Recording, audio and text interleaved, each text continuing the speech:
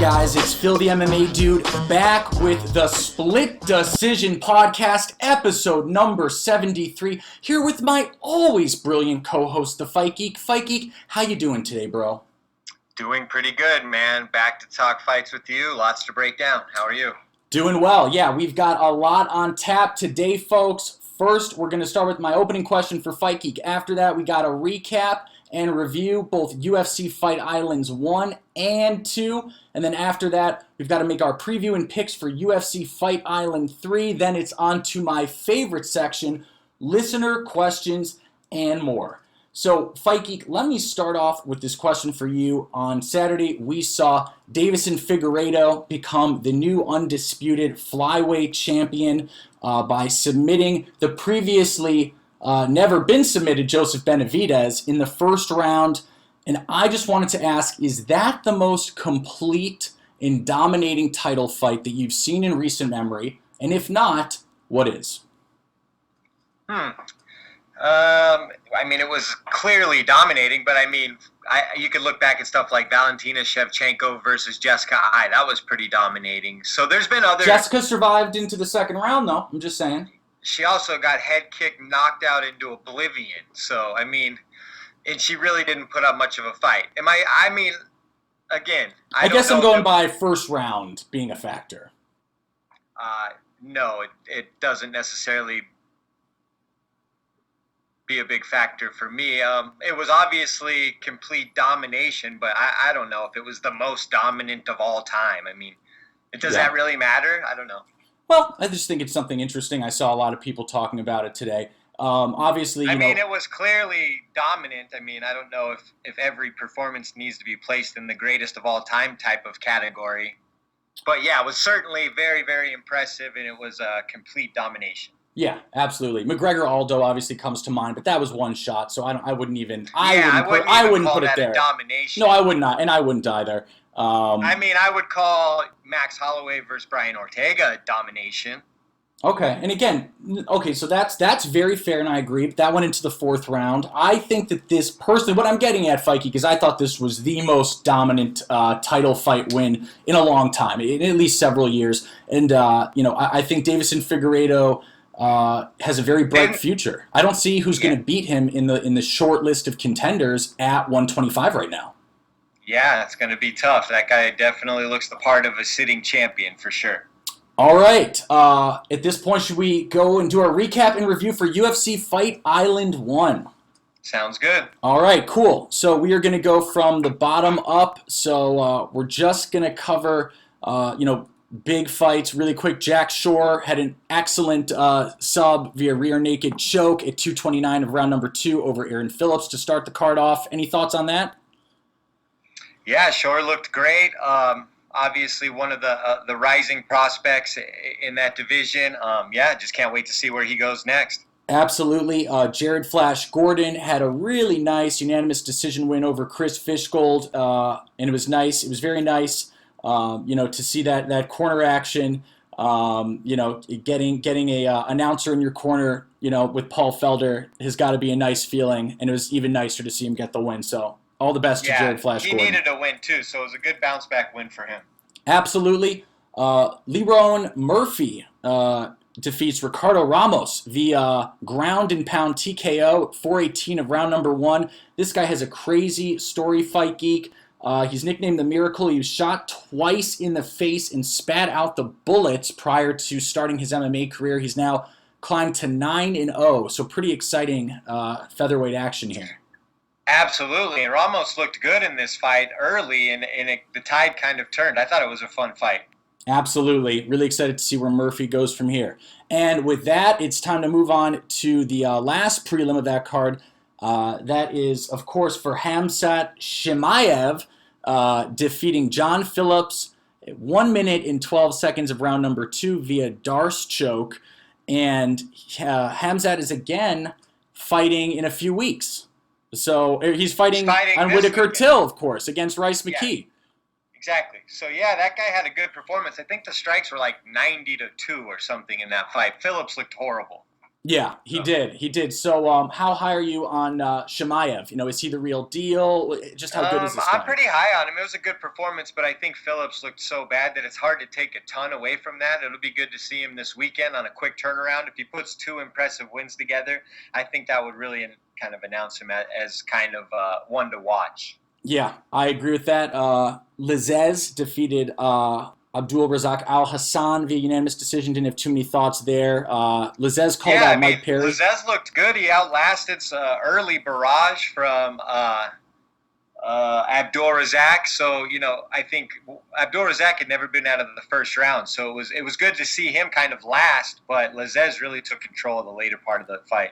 Yeah, so Lizez called out Mike Perry in a very awkward way. He was like, I would like to call out Mike Perry. He sounded a little bit like Michael Jackson, or maybe he's just shy. One of those two. But do you like Lizez versus Mike Perry? I mean, who doesn't? I mean, it's a fight, sure, but Mike Perry has a lot of stuff going on. I don't think he's going to be fighting anytime soon, honestly. So I don't really see that as the next fight based on Mike's situation. But I mean, sure, it's a good fight. Yeah, absolutely. Talia Santos unanimous decision victory over Molly McCann. Honestly, I wasn't. Yeah, I wasn't Right. much on that fight, right? Really? No, I thought Santos looks every bit of a contender. What do you mean? She destroyed Molly. She looked great, had a great striking, great jiu-jitsu. I mean, she's like 16-1. She Everyone keeps is. calling her, I think everyone keeps calling her Talia, but her name is Tyla. Wow, guys, Fight Geek, a big Talia Santos fan, taking the world by storm here. Okay, excuse Yeah. me, Mr. Fight Well, Geek. I can tell you No. didn't watch. She obviously looked good, right? I thought she was one She of the did. stars of the. She did. She sounded like she got a finish. No, she didn't get a finish, but she completely dominated Molly McCann, outworked her. Physically, she looks every bit the part of a future champion. Big, Yeah. strong. So I don't know. I thought she was one of the more impressive fighters of the last week. So Okay, fair. Moving on to Jimmy Rivera getting the unanimous decision victory over Cody Stamen. Obviously, Cody been dealing with a death in the family. I believe his brother's death. He's also fighting, for the second time since the COVID, the post-COVID cards. So I felt for him, but that I thought it was a competitive fight, a great fight, and Jimmy looked excellent at 145. Frankly, what were your thoughts? yeah, it was a close fight, back and forth. I think Jimmy did look good at 145. I know a lot of people said that this was just a one-off, but I would actually be interested in seeing him stay there. I know that at 135, he's taken a couple lumps, so it's going to take him a little longer to get back to the top. You can put together 2 or 3 wins and be an intriguing name there, but I don't know how much success he'd ultimately have. I just thought he looked really good, but then again, he was fighting another, blowing up 135er, so good performance overall. Yeah, Not absolutely. sure that he'll stay there, but I thought he looked good. I was impressed. Okay, moving on. Tim Elliott defeated Ryan Benoit via unanimous decision, and this was, I know, a very controversial one. A lot of people saying Ryan Benoit won this. I did score it for Tim Elliott, but I'm curious what you thought. Yeah, I thought Tim Elliott won it, by a slim margin. Yeah, I didn't have too many thoughts. That was not a great fight, in my opinion. Agreed. And now the main event, which I really want to take a little bit of time to talk about. Calvin Kattar defeats Dan Ige in a 5-round unanimous decision. I scored it 4-1 for Kattar, as I believe all 3 judges did. But Dan Ige, man, last week I admitted, I said, Kattar's going to get that finish. I believe I picked the second or the third, and you picked the second or the third, vice versa. But I was really impressed with Dan Ige, Fight Geek. I mean, I know he lost, but in my opinion, this guy is the real deal. He was giving it to Calvin whenever he could. He fought till the end, and I thought he he really impressed in defeat. We know how good Kattar is, of course, but Ige surprised me. Yeah, I wasn't really that surprised. I mean, I just watched him beat and outlast Edson Barbosa. So, I mean, I know that he's a very good guy who's obviously has no fear. So, and he's very technical. But I think you saw there was a clear size disadvantage going up against a guy like Kattar. Yep. And Kattar, I think he really is a slow starter, but seems to come on once he loosens up. I know there was a lot of conversation about his output. He needs to be a little busier, I think. But, I mean, he looked great. I think Ige looked great. It was a close fight, and Cater just, I think, just outlasted him, you know? Yeah, I'm glad you brought up the size discrepancy because I'm hearing a lot of folks on MMA Twitter saying that Ige needs to drop to bantamweight, that he's not a true featherweight. He needs to make 135. What are your thoughts on that?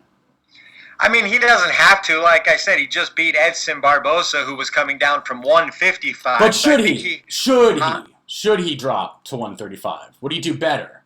I mean, I think he probably would have, a better chance of getting to the title level for sure. But I think he's a top 15 guy in either division, 100%.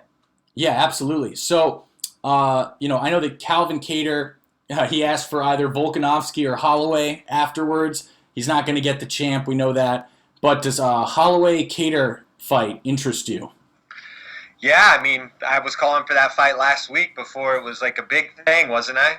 So I think that's the fight to make. Yeah, I mean, look, it's hard to disagree with you. Personally, I like them both. I think Holloway gives Kattar the business, kind of shows that there's levels to this. But that's not necessarily a bad thing. And who knows, maybe I'm wrong and Kattar knocks Holloway out. But I do see Holloway winning that, especially if it's a 5-round main event. I got Holloway all day on that. For sure. But, I mean, if for some reason Holloway were to lose that fight and lose to a guy like Kattar and then also be on a 3-fight losing skid, I mean, his back would be against the wall. So that would be a must-win for Max versus a very tough surging guy. So I think it makes all the sense. Yeah, I like it. And thoughts for Dan Ige and where he goes from here. So do you think he should – let me ask you this. Do you think point blank he should go down to bantamweight or stay at featherweight and then I'd stay at featherweight, considering I think he's won 6 out of his last 7. I believe so. That. I believe so. So he's ranked number 10 right now. The people in front of him, number 9, Jeremy Stevens. Then there's Josh Emmett, Frankie Edgar for some reason. See, I would put him against like Ryan Hall or someone like that. That'd be interesting. Ooh, that's a great one. I like that. So yeah, that's what I was thinking. What about Shane? What about Shane Burgos? Shane Burgos is too big for him. He's going to present the same type of problems Kattar did, in my opinion. Yeah. So ready? I'm going to quickly say I'm going to take an opposite take here. I'm going to say that Ige should experiment at bantamweight. I really do. I think he could become. I think sky's the limit at bantamweight for him. Who does he? Yeah. I mean. Who does he fight? I don't know. Yeah. How about Dominic Cruz? Oh, I don't know if Dominic Cruz is going to get up for that at this point of his career. Okay, how about Sean O'Malley when he wins his fight against Chito Vera? No, he'll be shooting up towards the top 4 or 5 once he beats Chito. How about Ricky Simone? Oh, yeah. I mean, I think he would school Ricky Simone. Right. What will that even be? Or what about Merab? That's a hard number 15. That's a hard 15. Yeah. So anyways, that's too much Dan Ige talk. I think he should stay at 145 and fight Ryan Hall. Okay, I like that fight too, to be completely honest. You know what? You've convinced me here. I like Ige versus Hall more. Moving on to UFC Fight Night. UFC Fight Island 2, Figareto versus Benavidez 2. All right, so really quick, I'm looking at the prelims, Fight Geek. Call out a fight if you want me to cover it. Otherwise, I'm just gonna start with the Joe Duffy fight. Armen Sakarian looked really good. Obviously, really dismantled, a tough guy. And Davi Ramos looked great. Yep. Joe Duffy.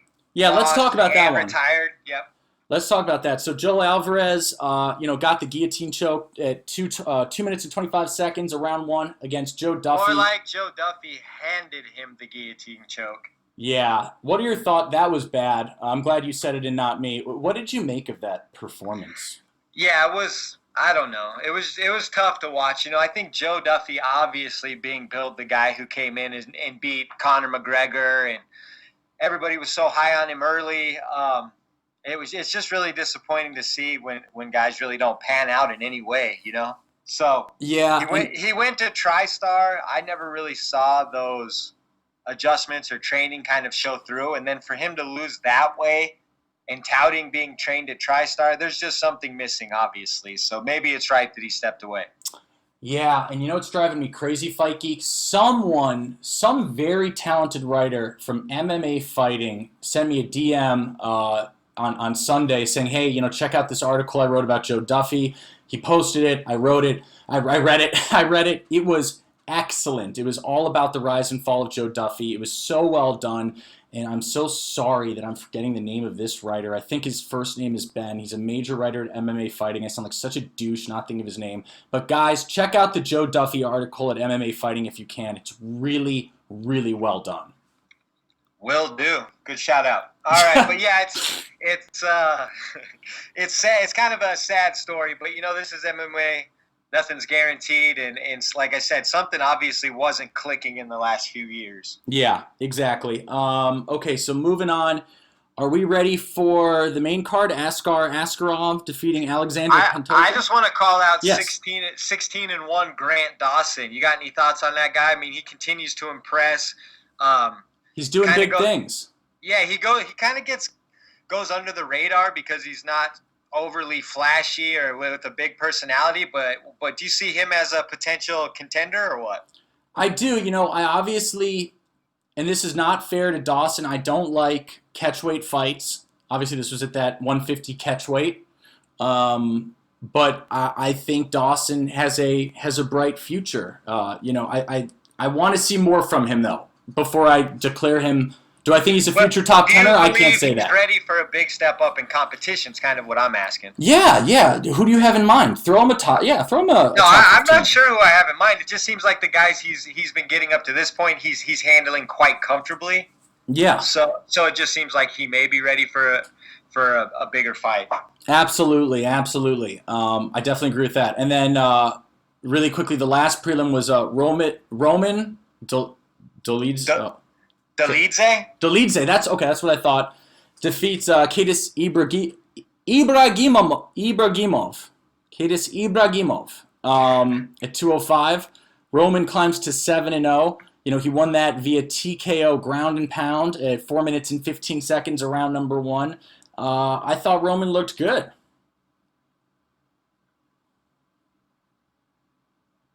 Sorry, my mute button got stuck. Yeah, he looked pretty good. Yeah. There wasn't a ton to take away from that fight, in my opinion, but Agreed. He looked good. Agreed. Okay, moving on. Askarov defeats Alexander Pantoja via unanimous decision. I was shocked here. I think a lot of people had Pantoja winning this. He was obviously the replacement if Figgy missed weight. He was going to fight Joseph Benavidez for the title.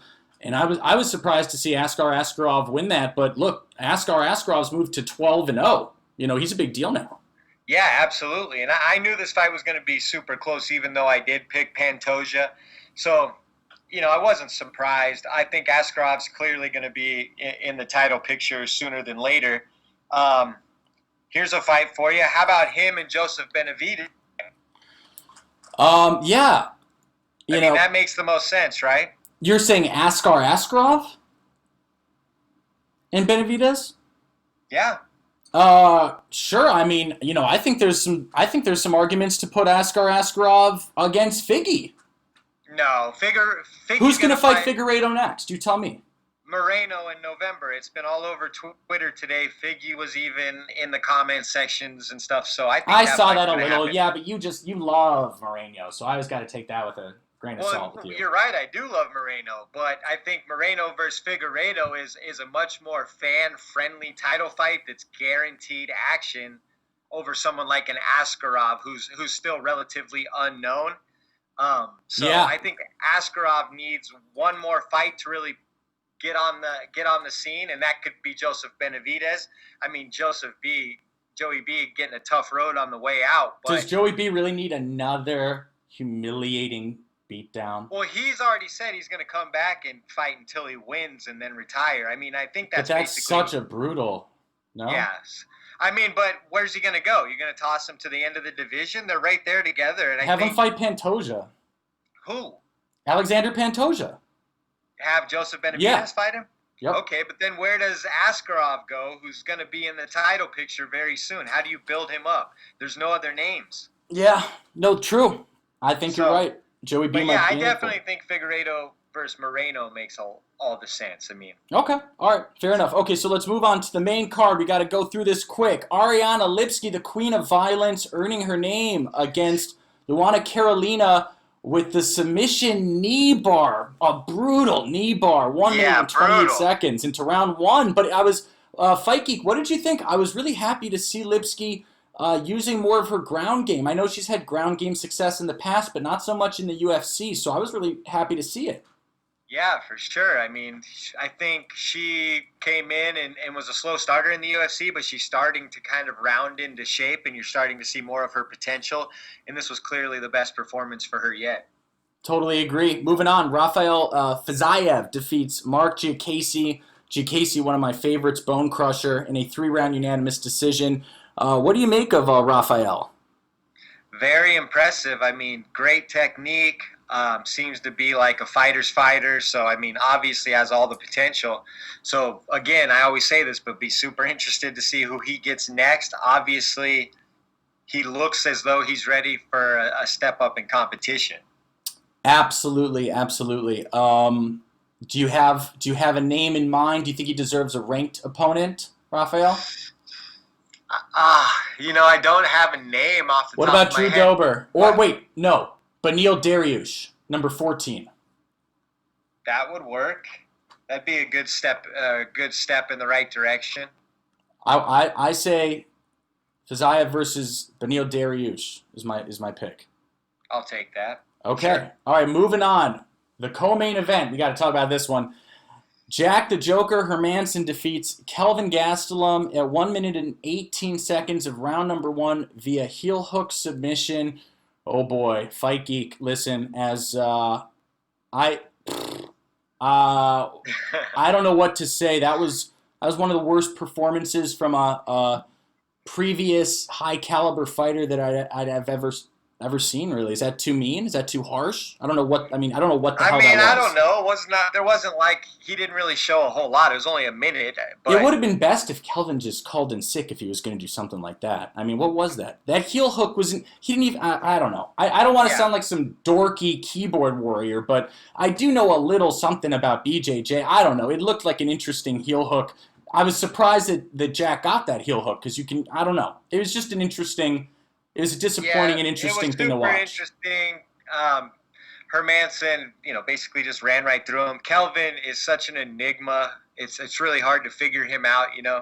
Won the Ultimate Fighter, really surprised everyone. Then couldn't make weight at 170. Then almost won the 85 title, and now he's skidding back the other direction, all at 28 years old. Kind of an enigma. He's looked great on some nights, but this was clearly one of his worst performances. Not really sure where he goes. Some people are always talking about him getting back to 170, but if you look at the way he's built, I don't really think he's going to get back and make 170 regularly. So he's pretty much stuck at 185. What do you think? Yeah, I don't know what to. I'm similarly at a loss of words. I was really weirded out by the heel hook. I want your final take on the heel hook because, don't get me wrong, I'm not an MMA fighter. Certainly not a top one. I say this all the time. Submissions are deceiving. If you're in it, how do you know? But he didn't even look like he was trying to defend it, Fight Geek. I'm not saying that I would have gotten out of it. Of course not. And I'm not saying Kelvin could have. But he didn't even look like he was defending it. Well, fair. But I mean that can be said for Joe Duffy too. He didn't even defend his headlock or whatever he got choked out in. So, I mean, it does happen. Guys freeze up. Maybe they can't, recall the correct information and react the correct way to those situations. But, I'm just not sure that Kelvin probably saw himself getting heel hooked. So maybe he's just super unprepared, and that goes to show you why he may be an enigma. So, yeah, do you think it was a bad performance, no doubt? Do you think, because this is my theory as someone who, obviously I've done sports my whole life, not just combat sports, but tennis. Everyone can laugh. Oh man, I'm gonna get a lot of crap for that. That's like the opposite of combat. I'm gonna get so much crap for that. But the bottom line is what the two have in common, Fight Geek, is you need a lot of mental fortitude and mental concentration. I'm thinking, and I could be wrong, speculation that Kelvin has not gotten over that Izzy Adesanya loss. I think he knows deep down that he could have won that fight, which he could have. And I think he thinks about it, can't stop thinking about it, and I think it's taken a little bit out of him. Am I off base? Yeah, I think you're reading too much into it. Really? Kelvin Gastelum's career has been clearly defined by, I guess you could say, like a lack of focus and maturity. He's missed weight multiple times. He's been caught with marijuana multiple times, if I'm not mistaken.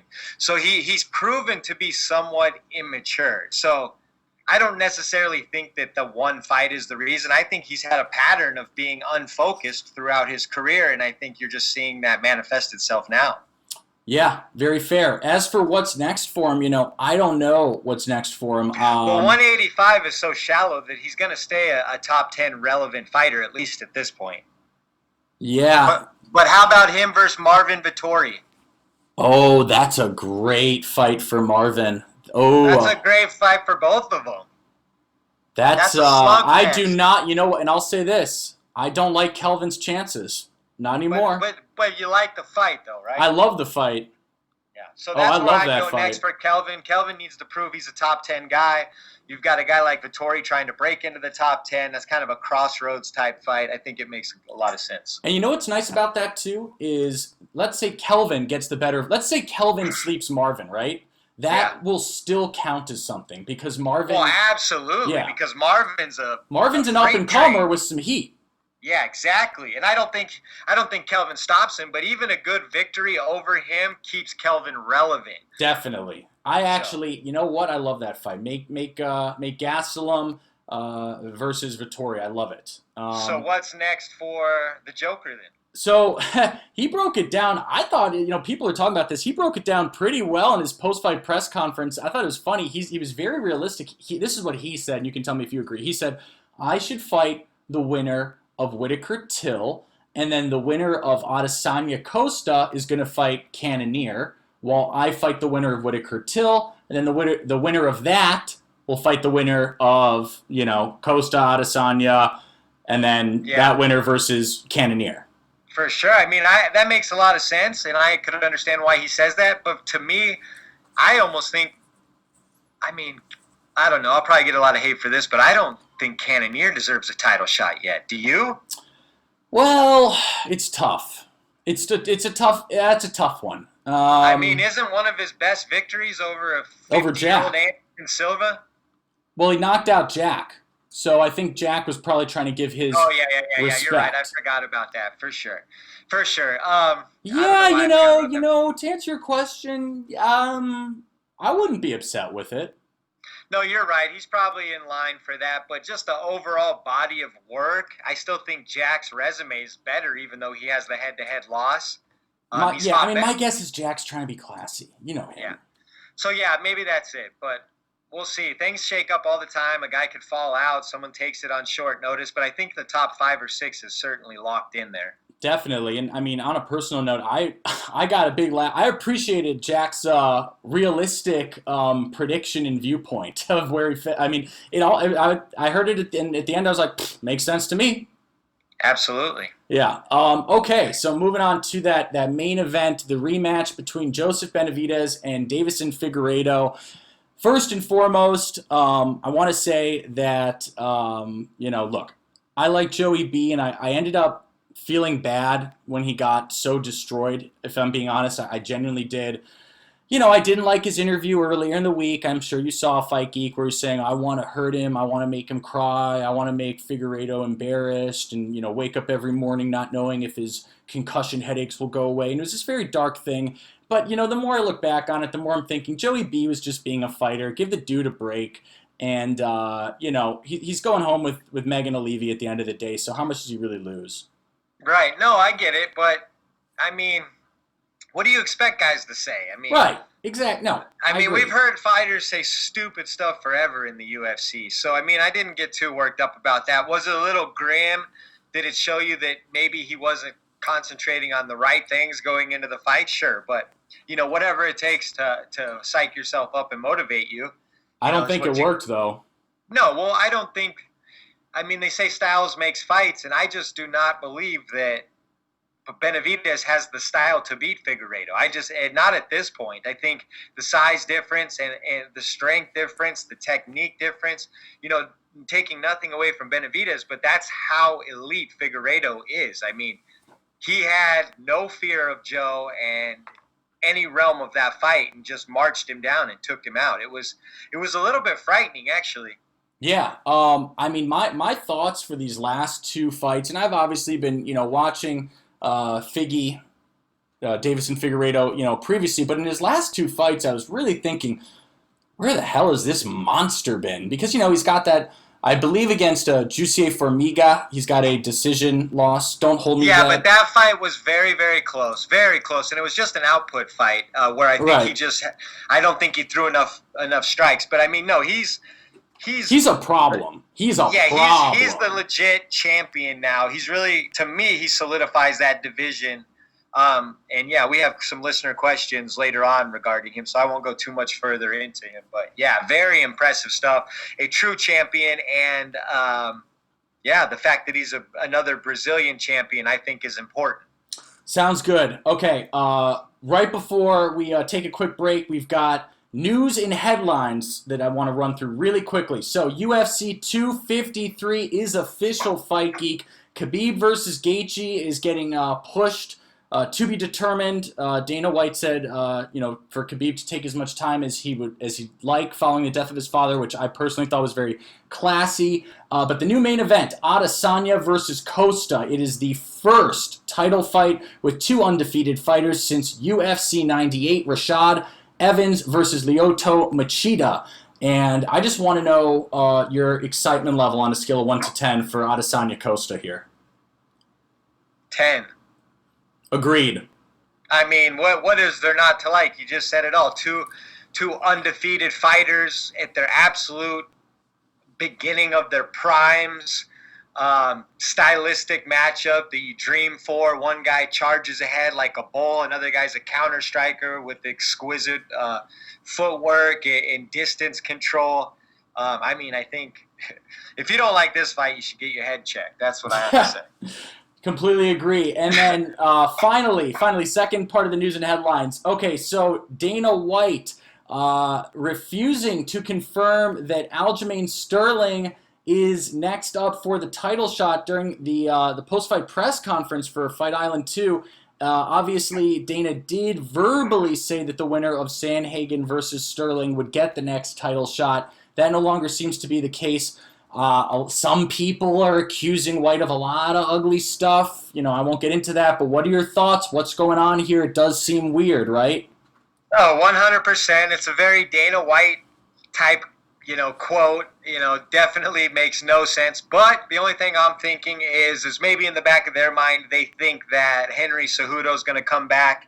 So they don't want to guarantee that fight to Aljo just yet until they determine whether or not Henry's really in the running for that fight, because I think if Henry comes back, you can justifiably make Aljo wait. So maybe that's why they're so non-committal, but we'll just have to see how it plays out, because other than Henry Cejudo, it's got to be Aljamain Sterling. But do you think that Dana really cares enough about Cejudo? He was so quick to replace his belts when, he almost made it a mission, looking back on it, to replace him completely. Well, it just depends. I still think they're in the business of making the biggest fights possible, and if Ali can get Henry's situation on the back end where they want it to be, I think the UFC would much rather make a Jan Cejudo fight right now just based on the name value and the interest in the Aljamain Sterling fight.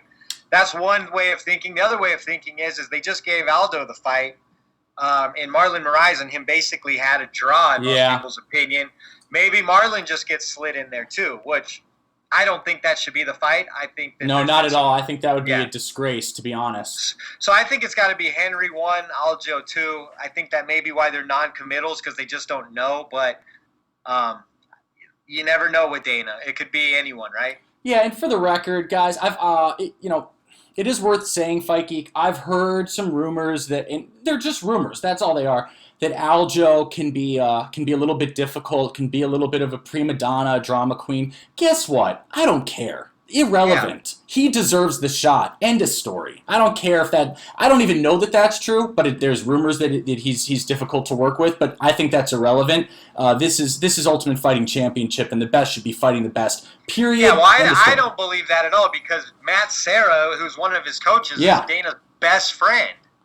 Yeah. One of Dana's best friends. So I think I don't think that's it at all. I just think the UFC, the matchmakers.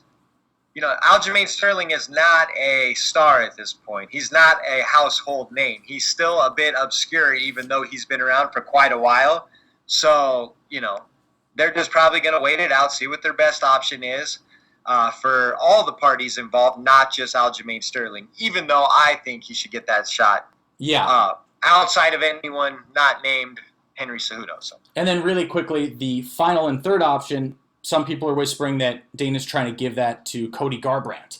I saw that Jan and Garbrandt were having a little bit of trash talk following UFC 251, I believe. Does that sound right? I think Garbrandt was out. Yeah. I mean, I could see that, but Cody the big mistake Cody's made is rushing back. Cody I completely agree. He needs to take his time. He needs to him keep versus building Marlon. on what he Him did. versus Marlon.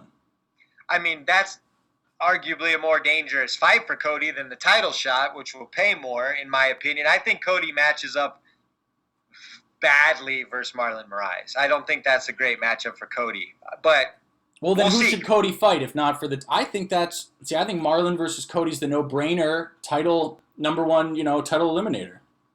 I mean, it makes sense. I just don't love Cody's chances there. Oh, okay. I hear you. Do you have anyone else in mind? Well, for what? The title shot? For Cody. For Cody. Off the top of my head, no. It kind of has to be Marlon at this point, doesn't it? They're not going to do like a Cruz rematch or something like that. Yeah, because Cody's at number 3, then there's Aljo at number 2, Marlon at number 1, and then, of course, we've got Jan the champ. Yep. So, I think... Jan versus Aljo and then Cody versus Marlon makes all the sense in the world. So I don't know how to make an argument against that top 4 unless Henry's floating in and out. Totally agree. All right, guys. One more thing off the top of your head. Do you know when TJ's due back? So isn't he due back retrograded from the exact date of Cejudo versus Dillashaw? So what? Mid-January? Okay. Does that sound right? You're better than me. I'm pretty sure it's the exact date that he tested positive, which is in his favor, to be honest. That's actually favorable. So whenever... I mean, because that's only 5 months away, so he could be in the mix really quickly, maybe a fight or two.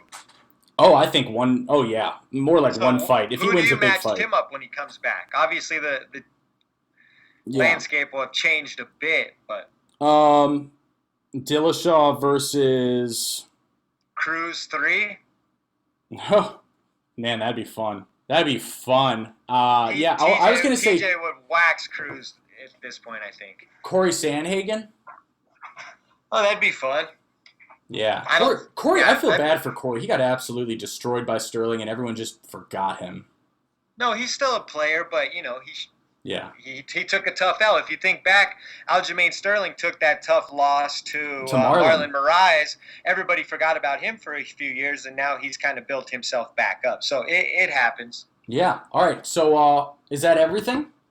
I think that's it. All right, guys. We're going to take a really quick break, and then we'll be back with listener questions and more. Hey guys, it's Phil the MMA Dude letting you know that this episode of the Split Decision Podcast is brought to you by TotalAggressionClothing.com. Visit www.TotalAggressionClothing.com and use the promo code 46210 to receive a special Split Podcast discount on all Total Aggression hats, shirts, hoodies, and more. Again, that's www.TotalAggressionClothing.com with promo code 46210.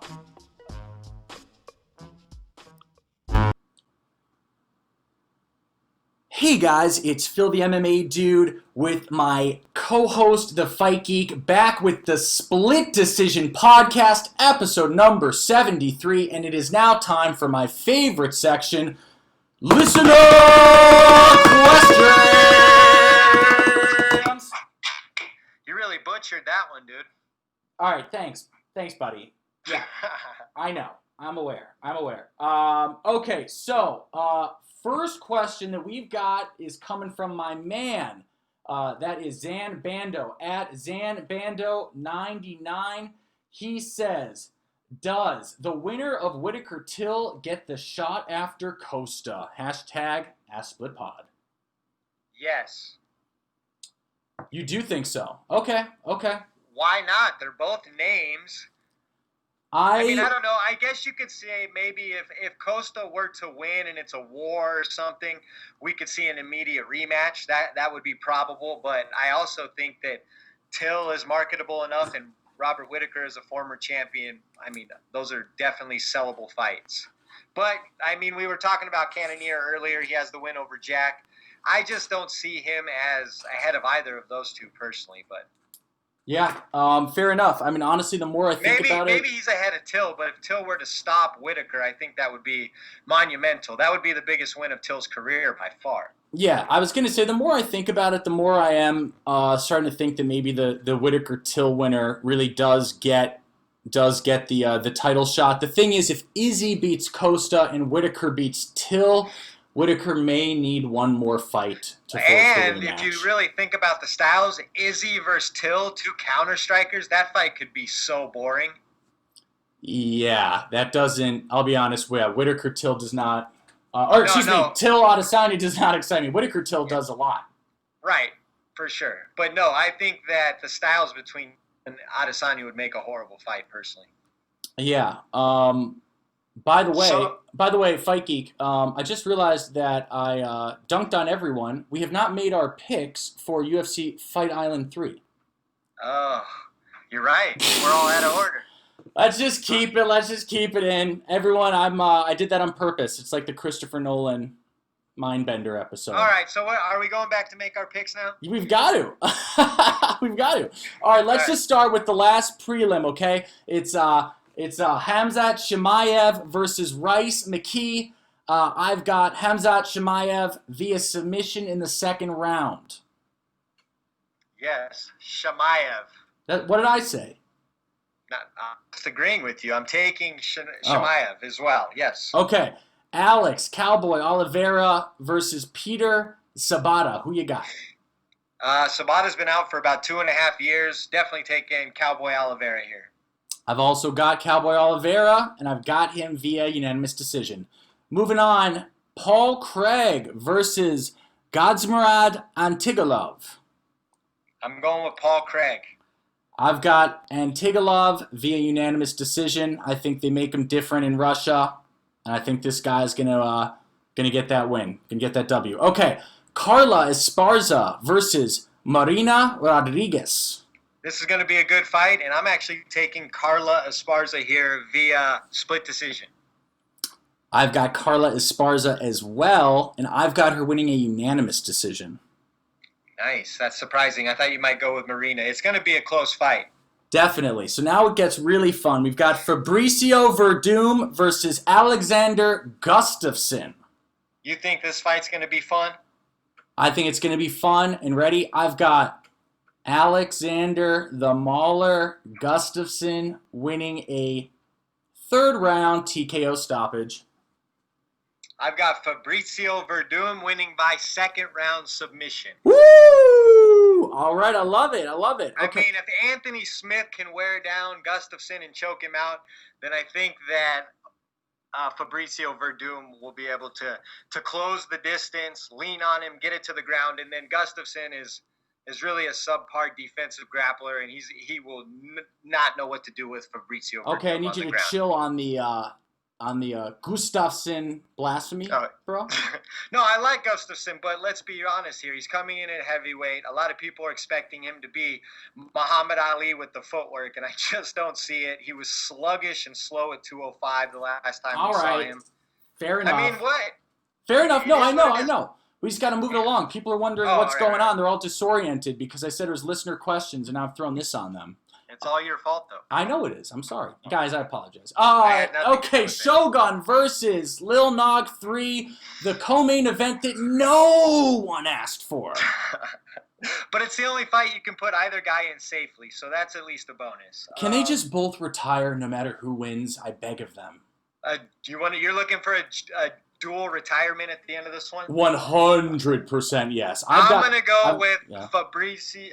Excuse me, I already said that. Mauricio Shogun Hua. Dang it, so do I. I've got Shogun TKO. too. I've got Shogun via TKO too, but whoever wins, I think they both need to just put their gloves in the octagon, hug, kiss on the lips very briefly, and leave together holding hands. That sounds like a little too much, but I stand by it. How is it possible that Mauricio Shogun Hua is only 38? I don't know. I saw someone tweet that he's been like 38 for like 10 years. It made me laugh. It kind of feels like that. Yeah. Okay, moving on to the main event. I can't believe Rebels didn't break this down. Oh, man. Robert the Reaper Whittaker versus Darren the Gorilla Till. Man, oh, man, Fight Geek. I'm so pumped for this one. Yeah, I mean, this is a fun fight. Stylistically, should be fun. So many unknowns with Robert Whittaker. Everybody talks as though Till has kind of remade himself. I think he only has one win, right, over Gastelum at 185. So he still has quite a bit to prove. And this is such a big step up. I'm taking Robert Whittaker via unanimous decision. And I think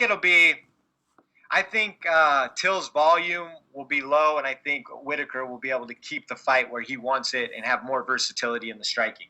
Yeah, it's so interesting because I'll never forget when Jorge Masvidal was asked shortly before UFC 251 who the hardest puncher was that he's ever fought, and his answer was Darren Till. So that was interesting, but, I think Till's great. I think he's extremely talented. But I saw him against Kelvin. He did great. He should have won by unanimous decision. It was a joke he won a split, but I just see Whittaker being a little too consistent for him. Like you said, a little too much volume from Whittaker. And I actually think that Whittaker will get the very late stoppage in the 5th. That's right, 5th round stoppage against Darren Till. Really? Well, that would be bad for Darren Till's brain, that's for sure. It'd be worse than I guess it would be worse than a unanimous decision. Yeah, for sure. So, okay. I mean, that's going to be a great night of fights. So, can we get back to our listener questions? All right, back to listener questions. Sorry, folks. Hope you enjoyed the Christopher Nolan mind-bending there. All right. You got one queued up, or you want me to go? You go. All right. Let's see. Got one queued up from Paul O'Kelly at Sparks F1. He says, your views on the difference in judging since the move to no fans allowed. Are the commentators and corners swaying the results too much? What do you think here? I think it's possible. Honestly, I think it's very possible. I think the commentators more than anything. Oh, yeah. I think, it's impossible not to hear those guys, obviously, Absolutely. And it's a very difficult situation. I've even heard people go so far as to saying that the commentators should be in another room outside of the arena, some kind of room that's sound protected, that's, immediately outside of the actual arena. I don't even hate that. It sounds ridiculous, but at the same time, I think it's a real concern that the judges are hearing the commentary. I've got a side note here, and this is, do you think that there's too much banter during fights nowadays? No. Now really. That you have the Bispings and the Dominic Cruzes and the Daniel Cormiers, they talk a lot more during the fight than some of the past, commentators, based on the fact that they're so comfortable about talking about the fights and the techniques and the fighters themselves. Sometimes I feel like they just don't let the action speak for itself enough. Yeah, I think that's fair. I mean, the counter argument there is when Joe Rogan and, Goldberg were doing it, these weren't ex-MMA fighters that are some of the greatest in the world, right? So Right. But when I'm trying to watch a fight, do I need to listen to Dominic Cruz and Michael Bisping bust each other's balls? I mean, I don't like Dominic Cruz as a commentator at all, so you're asking the wrong guy on that one. If it was up to me, Dominic Cruz would never commentate again, Fight Geek. No. Well, sorry, I didn't mean to go there. I'm just saying I think that it's gotten a little loosey-goosey with the commentating lately, so I think that they could tighten that up and maybe it would affect the judges a little less. Yeah. Because they just discuss so much. And a lot of times, I'm not here to say that Michael Bisping doesn't know what he's talking about, but, so I think that the way he scores fights and the way he, maybe has some biases based on the guys he knows and maybe friends with is starting to show through. So, yeah. I think it could definitely play a role. Very fair. Okay, so I've got a question from @Yugi MMA. Love this guy. He's a John Jones fan, but I still really like him, so that should speak a lot to him. Give him a follow, guys. That's @Yugi MMA. He says, with the ongoing COVID situation, having other organizations shutting down, and Coker and Chatri being known for being free-firing with their ownership methods, which fighter or fighters from other organizations do you think are willing to take a one-off UFC fight? And which fighters would you want to see take a one-off for an inter-promotional fight? So thank you, Yugi. My answer, Fight Geek, is I really, really have always wanted Douglas Lima to come over and fight Jorge Masvidal. I think that would be fireworks. Yeah, that's a great fight. I think the obvious one right now would be, Demetrius Johnson coming and fighting Figareto. Yep, that's probably the most obvious one right now. I'm the most wanted. I agree with you. The most relevant one, for sure, as far as determining who the best fighter in the world is in a weight class. So, I mean, for me, that's the fight to make. Who would you have in that? Not to put you on the spot, but let me put you on the spot. Who would you have in Figgy versus Demetrius right now? 125. Man, that's a tough one, I think we've seen, it's like blasphemy to say that Demetrius Johnson may be aging a bit. He hasn't looked completely dominant over in Asia. He's won, but he's had he's had some tough back and forth fights over there. Yeah. And I think the new blood in Figgy may be the guy. So I'm leaning Figgy. Yes, today. He said it. But I could be a victim of the moment. I wanted you to say that. Guys, Figgy would beat DJ. Don't get mad. I agree. So it'd be a great fight, though. Boy, would that be a great fight, right? Fight, in my opinion. That would. Oh man, I would pay so. Oh, I really want to see that now. I almost feel like they have to make that. That would be so good. But now with someone like Figgy, does this make the Ben Askren trade look like a loss for the UFC? No, or did I don't. the UFC still get enough out of Ben Askren to make getting rid of DJ worth it? Well, I mean, look, I don't think it looks like a loss at all. That's an interesting way to look at it, because I would almost argue, Fight Geek, Figgy is exciting, he's dominant, he gets stoppages, and he's gonna bring eyeballs and interest to this division whether he speaks English or not. Yeah, and if you don't ever bring, Ben Askren over, does Jorge Masvidal ever turn into a massive star? Yeah, almost certainly not, right? So you actually get Masvidal and Figgy in exchange for DJ, if you think about it. Yeah, I totally agree. Interesting. Anyways, yeah, that's the super fight I'd want to see right now for sure. Yeah. Okay, moving on from a question from a Split Podcast OG Glitch. That's @MMA Port. Give him a follow, guys. He says, can Figareto surpass DJ's popularity with MMA fans? #AskSplitPod. So popularity with MMA fans, Fight Geek. What do you think? I think taking into the account that Figareto is a Brazilian champion, I think yes. Is he going to be more popular with American fans? I think it'll be a push, but I think overall popularity, because he's Brazilian, will make him a bigger draw than DJ. Yeah, and so and to say nothing of his constant finishing style. I mean, I know that DJ had some really exciting finishes. Obviously, the Ray Borg finish at the very end of his title reign was fantastic with that, the flying whiz bar or whatever he called it. Right. But there were a lot of decisions with DJ, and I think the appeal of Figareto is that, at least so far, I mean, he looks like a finisher to me.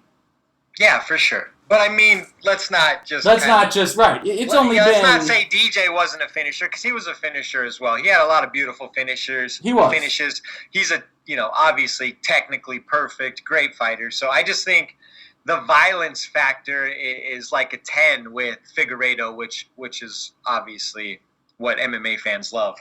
Yeah, absolutely. Moving on to... He almost reminds me of 125-pound prime Jose Aldo in a way. Figareto? Yeah. Oh, that's fair. Yeah, and he's also got, I would almost say, a Jose Aldo with, dare I even say it, a better ground game? Well, Jose Aldo just never used his ground game because he was so good with the kicks and the standing. But yeah, I mean, I think Figareto's ground game's right there too. But isn't Aldo a black belt? I believe so. I mean, Jack Hermanson is a white belt in BJJ. I don't know if you caught that during his presser, and he's been submitting black belts left, right, and sideways. Yeah, that's crazy to think about. It doesn't shock me, to be honest. The belt system is so strict in BJJ. None of that. I mean, it's surprising. It's impressive. It doesn't shock me. Yeah. All right. Okay. Got another one? Yeah, so this is from another OG of the show, Eduardo at Landa Crew.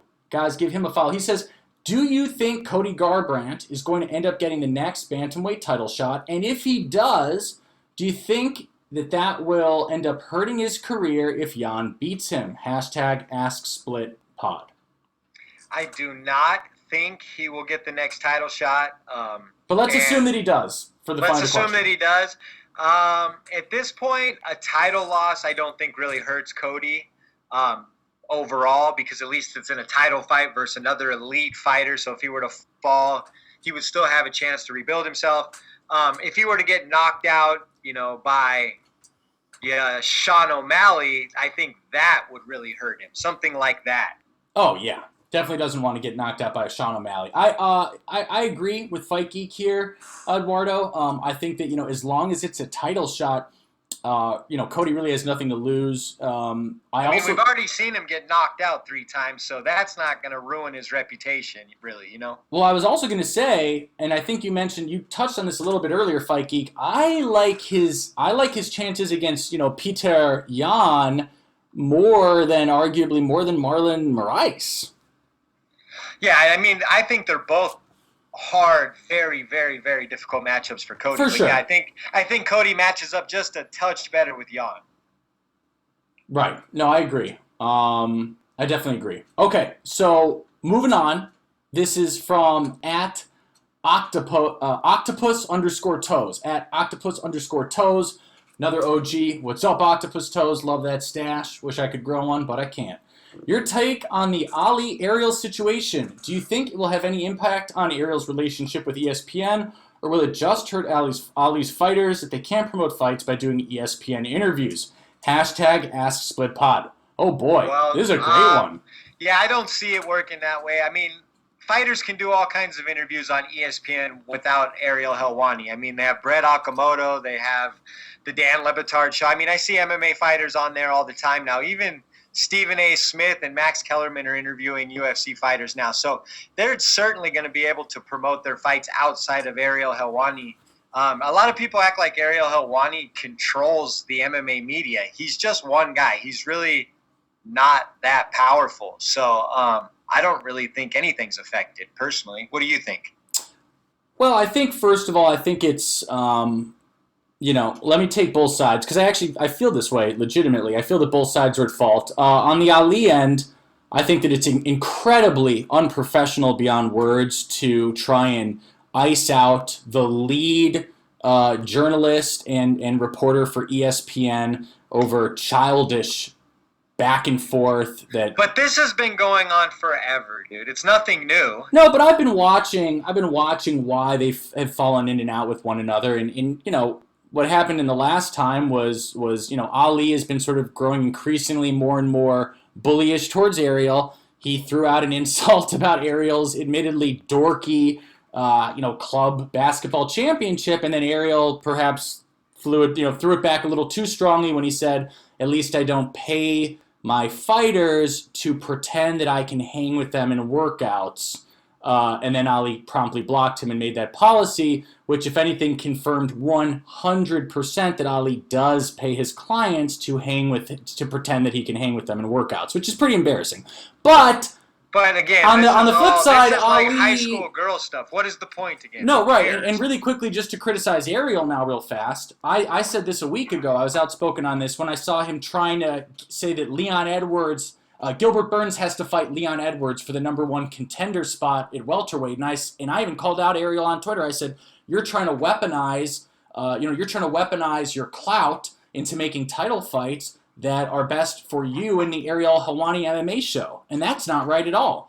It was obvious that he wants Leon because Leon will give him an interview and Gilbert Burns is banned from giving him an interview. So, that's not right when I see Ariel doing that stuff, and I will continue to speak up when I see it. You're doing the Lord's work over there, Phil. Hey, someone's got to do it.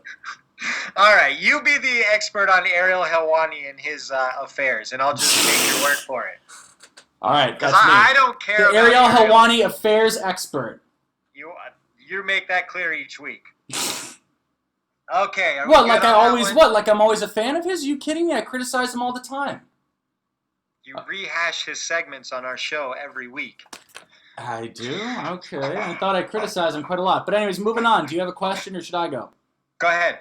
All right, this is from another OG, Dean R. That's at Dean Dog 3. He says, so if it is true that Khabib probably won't be fighting anytime soon, which I understand with the passing of his father, should Justin wait to take on another opponent like Tony did? #AskSplitPod. Fight Geek, what do you think?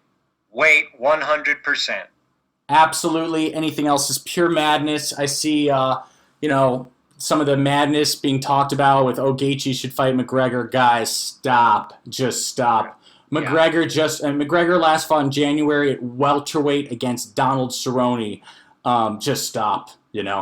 Just stop. There's nothing else to say. Just stop. Yeah. Just stop. So that's it. Yeah. I don't think there's anything for him to do. He's not going to have to wait 18 months for that fight. It's already been speculated that fight will happen in the next 6 months, right? So just wait it out. Yeah, I can't imagine that it won't happen in 2020. And the kind of fighter that Gaethje is and the kind of fights he's had throughout his career and the point he's at, wait. Yeah, I totally agree. Okay, so this next question comes from our man, Jalen Ware. That's at Strive2B_great. At Strive2B_great. What's up, Jalen? He says, which would be a bigger fighter comeback? Demetrius Johnson versus Figareto or Cejudo versus Figareto on a pay-per-view card? And how would the fights go? #AskSplitPod. Wow. Gosh, that's a tough one. I honestly think DJ versus Figgy would probably... No, I think Cejudo coming back. And you think Cejudo's a bigger name than DJ now? With the ESPN generation, yes, 100%. Fair. And then how do I see the fights going? I think Figareto might beat Johnson, but I think Cejudo would still beat Figareto. Yeah, I have to agree. I think that Figgy beats DJ and Cejudo beats Figgy. And that's why I kind of say sometimes that I really miss Cejudo, as cringy as he is. I do believe he is the best 125er in the world and probably the best 135er in the world as well right now. So it just feels a little empty, not having who many perceive to be the best defending out there. Yeah, I agree, but I have to At the same time, he left. At the same time, he retired. And Figareto and Jan are two A-level champions, though. So. Oh yeah, and you can totally give the criticism that, well, why did Cejudo? He left because he didn't, he didn't fight these fights. He got a girlfriend. he not only did he get a girlfriend. Summer love in 2020. I love how not only did he get his first girlfriend and retire because of that, but he was like, I want everyone to know that I'm retiring because I got a girlfriend. That was cool. All right, let's keep it moving. Okay.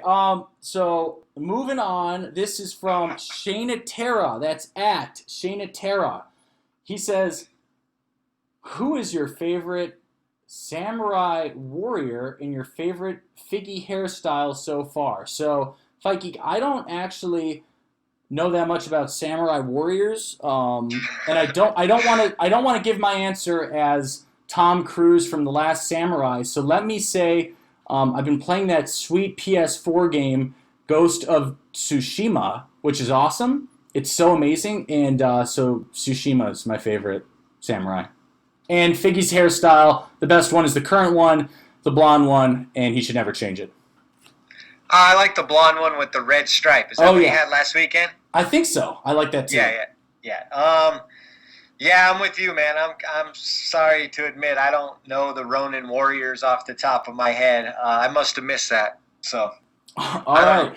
Okay. So next we've got a question from Matt, the MMA fan. That's at Matt, the MMA fan. He says, if Till wins this weekend, can you see him putting up a good fight against Izzy or potentially winning? ? Not likely. But obviously he could win. If he gets through Whitaker, as I said, I think Adesanya versus Till would be kind of a slow fight, similar to maybe like the Wonder Boy fight where there wasn't a ton of action. Ugh. But I think that Izzy's obviously would get the better of that. Yeah, I tend to agree. I also think that it would be likely pretty tough. For Till to get that win. But again, he could. I mean, he could, for sure. He knocked down Masvidal. Jorge Masvidal says that he is the hardest hitter. Yeah, but Jorge Masvidal's a blown-up 155er. We're talking about a guy that's who's a little cutting to 185. intense. We're talking about a big, strong man, not a guy who's 2 weight classes below. So it's a big difference. Okay, all right. Right or no? Yeah, I mean, saying that Jorge Masvidal's a blown-up 155er, then McGregor should fight him. Then there should be no issue. Then McGregor should stop turning the fight down. Is he not a 155er? Was 85% of his career fought at 155? I mean, McGregor's the one fighting at welterweight all the time, saying he likes welterweight. Nobody's talking about McGregor. We're talking about Masvidal. You said that he's a blown-up 155er. Yes, and I'm asking, do you agree with that or not? No, I don't. Not at all. Oh, you don't? You think he's a true 170? Well, just because you started your career in one weight class doesn't mean you can't change. I mean, DC was a heavyweight, then he went back to light, then he went to light heavyweight because his friend was King Velasquez. So you consider then he went back to heavyweight. True weight class to be 170? I consider Cormier's real true weight class to be heavyweight. More erroneous information. All right, you got another one? Yeah, this is from Peter. That's at PV1224. He says, do you prefer watching live fights with MMA newcomers, with MMA casuals, with MMA hardcores, or alone? P.S. Can I get a Peter V what up? Shout out. Peter V what up? Okay, so you got that, Peter. I like watching it with MMA hardcores. I do too. I feel like we're so antisocial for saying that. Well, it's like, especially when there's a big card on. Like last week, I had a fight party, and during the Rose Namajunas fight, nobody was paying attention, and I was pissed off. I'm not going to lie.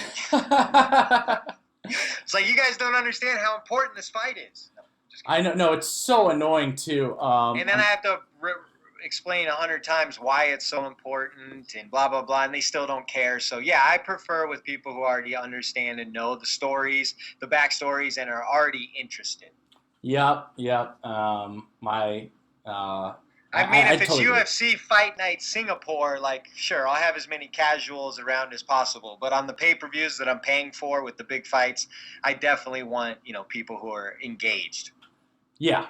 Absolutely agree. And then with that, I'm trying to see if we have any more written questions. We definitely have a voice question left. I've got one more from, isn't it Yugi MMA? Didn't we read Yugi's? Oh, he has a fun one we forgot that I definitely want to get to. Go ahead.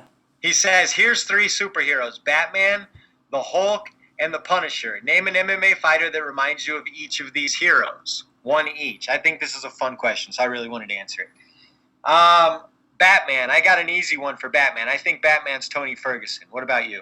Oh, that's so good. Oh, yeah, I agree. All right, then let me go second because I don't want you to choose a good one. All right. The Hulk, I've got Francis Ngannou. The Hulk for me would be Yoel Romero. Over Ngannou? Okay. Or maybe even Costa. Costa. I was going to pick Costa for the Punisher. Oh, okay. So we'll go Tony is Batman, the Hulk is Francis, I think so. and the Punisher is Costa. I think so. What do you think of that? I can run with those three. Okay, cool. And then really quickly, question from Stacy Wayne 9. Question, are any of you interested in reading my MMA-themed comic book that's pinned on my profile page? Stacy, we will check it out later. But guys, check out that MMA-themed comic book. I think that's kind of cool. Okay, moving on to the voice question from the one, the only, Smokey J MMA. Give him a follow, guys. He's the man. And we're about to play that right now. Hey there, Fight Geek. Phil the MMA dude from the Split Decision podcast. It's fucking Smokey J here from Australia. Australian champ fucking Alexander Volkanovski retained his belt recently. This weekend we've got former champ fucking Robert Whittaker fighting Darren Till. I think that will put one of those guys in a fucking fairly good spot for a title contention again. And that belt's actually held by a New Zealand dude. The fucking Anzac takeover's real, man. The Australians and the Kiwis and New Zealanders. So, what my question is for you guys is, who's the next big Aussie star that's fucking rising up the ranks in the UFC? Which Australian fighter do you think is going to hold a belt next that hasn't held a belt before? That's all, guys. Thanks. Bye. Awesome. Thank you, Smokey J. That's a tough one, Fight Geek. Do you want to start us off? You're going to hate my answer. What is it? I'm going to say once Amanda Nunes retires, then Megan Anderson will hold the 145 belt. Sorry, guys. I'm vomiting. You're right. I do hate that answer, and I reject it completely, and I'm disgusted with it. All right. You got someone else on there? I'll think of someone. Lord knows I will think of someone until I'm blue in the face. I will never give you Megan Anderson. Megan, sorry. Oh my gosh, don't get that wrong. No, seriously, Smokey J, respect to Australia, respect to New Zealand. You guys are doing great, taking over. Whittaker, obviously. I'm a huge Whittaker fan. Saw him defend against Yoel at 225. Been a champion. I know. I'm dancing around the answer. That's because the reason I'm dancing around the answer is I'm not totally sure, but I know that Tai Tuivasa has moved to AKA, and I'm very happy to hear that. And while I'm not ready to say that he'll be a future champ, because he likely won't, I think that this is a really good step for him and could lead to a lot of positive outcomes in the future. I would agree with that one. I don't think you really think that they're going to keep women's real talk. You think they're going to keep women's featherweight around if Amanda retires? I think that division's as good as dead if Amanda goes. I don't know. Dana's been more protective of that 4-fighter division than I would have expected him to be. True, but didn't he recently admit that it was all for Amanda? And he was freaking out because she said she might retire, and he was like, "What? I just told everyone to make this division. It was just for you, blah, blah, blah, blah." I don't know if he said it was all for her, but I think that not division those exact was made words. for Cyborg. But yeah, I mean, it'd be hard to carry on. But I still think that is one of the more likely, because Whittaker's already been a champion, so he doesn't count. I mean, yeah, that's true. But I think Whittaker has a chance to get back there. I really do, and I wish him the best. But so is that everything, Fight Geek? Do we have any other questions lined up, or have we answered everything? I think we're good. All right, Fight Geek, take us away, baby. All right, guys, as usual, you can find us on iTunes, Spotify, YouTube, Google Play, Stitcher, and more. I'm at The Fight Geek MMA. He's at Phil the MMA Dude, and we are at Split_podcast. It's 4 words, The Split Decision Podcast. Thanks for tuning in, and we will talk to you next week. Peace. Peace.